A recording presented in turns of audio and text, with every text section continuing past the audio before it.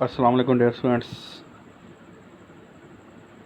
I am Mohammad Asim Sultan, lecturer in botany, government post graduate college Attak. Dear students, today we are going to start lecture number 6, and in this lecture we are going to discuss the second important biomolecules, that are lipids. सबसे पहले lipids को define कर लेते हैं. Lipids are non polar organic molecules insoluble in water but soluble in non polar organic solvents, जिनकी examples क्या हैं? Ether, alcohol या क्लोरोफॉर्म. तो लिपिड्स क्या हैं? नॉन पोलर ऑर्गेनिक मॉलिक्यूल्स हैं जो कि पानी में हल नहीं होते, लेकिन नॉन पोलर ऑर्गेनिक सॉल्वेंट जो होते हैं, जैसा कि ईथर है, अल्कोहल है, क्लोरोफॉर्म है, इनमें हल हो जाते हैं. तो ये इसकी डेफिनेशन होगी. अब हम चलते हैं लिपिड्स की प्रॉपर्टीज़ की तरफ. तो पहली प्रॉपर्टी लिपिड की क्या है जी? Show hydrophobic behaviour which is associated with their chemical structure.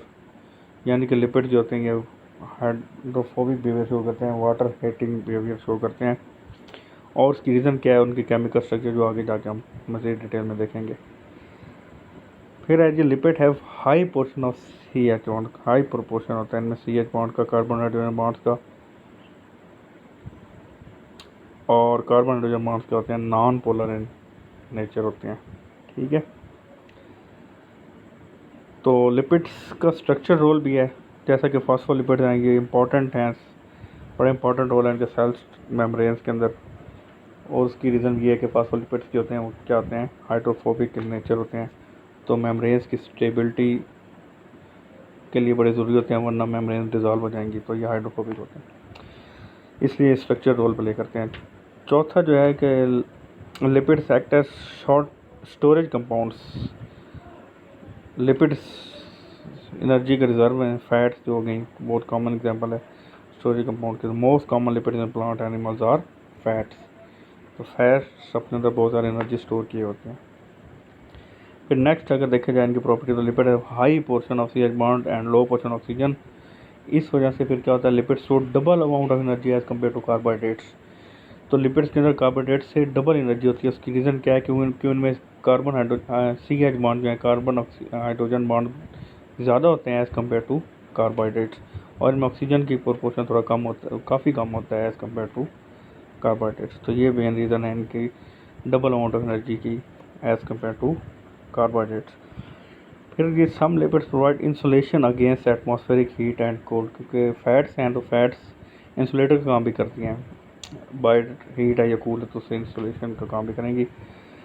Next है, lipids also act as water proof material. Water proof material का काम भी करते हैं, क्योंकि हाइड्रोफोबिक नेचर है तो वाटर प्रूफ मटेरियल का काम भी करेंगी. और उसकी एग्जांपल वैक्सीज हैं. वैक्सीज भी लिपिड्स होते हैं. और ये वैक्सीज किधर पाई जाती हैं? आपकी जो एक्सोस्केलेटन ऑफ इंसेक्ट्स होती हैं उसके अंदर जो वैक्सीज होंगी वो वाटर प्रूफ मटेरियल का काम करेंगी. इसी तरह क्यूटिन जो है ये भी एक एडिशनल प्रोटेक्टिव लेयर है, क्यूटिकल की जो एपिडर्मिस के ऊपर होती है. ये भी एक लिपिड ही है.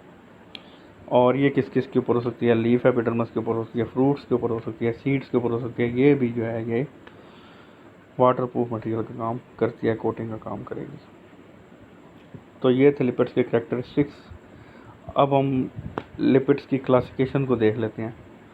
तो लिपिड्स को क्लासीफाई किया जाए तो तीन इनके मेन क्लासेस हो जाएंगे: सिंपल लिपिड्स, कंपाउंड लिपिड्स और डिराइव्ड लिपिड्स. तो इनको वन बाय वन देख लेते हैं. यहाँ पे आप सिर्फ ये ब्लैक हाईलाइटेड जो पॉइंट्स हैं इन पर गौर करेंगे. सिंपल लिपिड्स में दो मेन लिपिड्स हो जाएंगे, फैट्स ऑयल हो जाएंगे और वैक्सीज हो जाएंगी. इसी तरह कंपाउंड लिपिड्स जो होंगे इनमें आपके, या कम्प्लेक्स लिपिड्स जो हम इनको कह सकते हैं, इनमें आपके फॉस्फोलिपिड्स आ जाएंगे और ग्लाइकोलिपिड्स आ जाएंगे, सल्फोलिपिड्स आ जाएंगे. फिर नेक्स्ट जो तीसरी क्लास है वो जी डिराइव्ड लिपिड्स है. इसमें अल्कोहल आ जाएंगे, फैटी एसिड्स आ जाएंगे, स्टीरोल्स आ जाएंगे, आइसोप्रीनोइड्स आ जाएंगे. आइसोप्रोइड में अगर फर्दर देखा जाए तो टर्पेनोइड्स और कैरोटीनोइड्स वगैरह आते हैं. तो हमने यहाँ पे सिर्फ मेन एग्जांपल डिस्कस करनी है. जैसे कि सिंपल लिपिड्स में हम फैट्स, ऑयल और वैक्सीज को डिस्कस करेंगे. कम्प्लेक्स या कंपाउंड लिपिड्स में हम फॉस्फोलिपिड्स को डिस्कस करेंगे. और जो डिराइव्ड लिपिड्स हैं उनमें हम स्टीरॉइड्स को डिस्कस करेंगे. तो आज के लेक्चर में हम सिर्फ फैट्स को डिस्कस करेंगे सिंपल लिपिड्स में से भी. तो फैट्स एंड ऑयल जो होते हैं इनको मैसाइल ग्लिसरॉल भी कहते हैं, इनको ज़रा डिस्कस कर लेते हैं. ये क्या चीज़ है?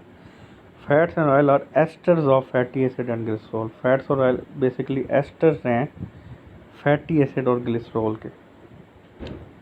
अच्छा, फैटी एसिड एक एसिड है और ग्लिसरॉल जो है ये एक अल्कोहल है, OH इसमें होता है। ठीक है जी। तो एस्टर क्या चीज़ होती है? पहले हमने कहा कि फैट्स जो है ये एस्टर्स हैं फैटी एसिड और ग्लिसरॉल के। तो एस्टर क्या होता है? एस्टर एक केमिकल कंपाउंड होता है जो कि बनता है जब दो रिएक्ट करता है एक एसिड एक अल्कोहल के साथ और वाटर रिलीज होता है। ठीक है जी।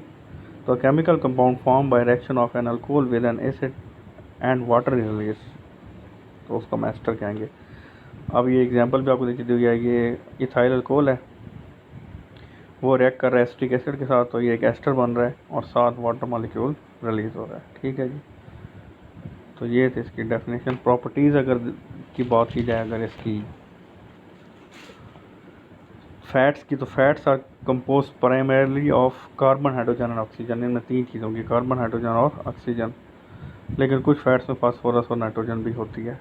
ठीक है। लेकिन इसमें ऑक्सीजन बहुत कम होती है फैट्स में एज़ कम्पेयर टू कार्बोहाइड्रेट्स। और इसका अंदाज़ा आप एक एग्जांपल्स लगा सकते हैं, जैसे कि ट्राई स्टीरीन जो है ये एक फ़ैट है, उसका फार्मूला देखें C57H110 एंड ऑक्सीजन 6। तो कार्बन 57 है जबकि ऑक्सीजन सिर्फ 6 है। तो देखें आप कार्बोहाइड्रेट और फैट्स में कितनी लो प्रोपोर्शन है ऑक्सीजन की। ठीक है जी। उसके बाद फैट्स की एक और प्रॉपर्टी क्या है कि ये सेल के पार्ट्स को बिल्ड करती हैं, जितने सेल के ऑर्गेनेल्स वगैरह की बिल्डिंग में इनका रोल प्ले करती हैं, और supply energy for cellular activities, energy देती हैं सेल को। अच्छा, फैट्स कैसे बनती हैं? फैट्स हमने कहा था fats are esters of fatty acid and glycerol. तो फैट्स दो चीज़ों से मिलकर बनती हैं, फैटी एसिड्स और ग्लिसरॉल से। फैटी एसिड क्या होते हैं? Fatty acids are long hydrocarbon chains bonded to carboxyl groups. ठीक है जी। फैटी एसिड क्या है? लॉन्ग हाइड्रोकार्बन चेन्स हैं जो किसके साथ बॉन्ड हुई होती हैं? कार्बोक्सिल ग्रुप के साथ। और ग्लिसरॉल क्या है? Glycerol is a 3 carbon alcohol with each carbon bearing hydroxyl group. 3 carbon वाला एक अल्कोहल है ग्लिसरॉल, और हर कार्बन के साथ एक हाइड्रोक्सिल ग्रुप लगा होता है। तो फैट्स फैटी एसिड और ग्लिसरॉल से मिलकर बनती हैं। हमने यहाँ पे फैटी एसिड के बारे में बता दिया वो क्या होता है, और ग्लिसरॉल क्या होता है वो भी हमने बता दिया। अब नेक्स्ट हम देख लेते हैं कि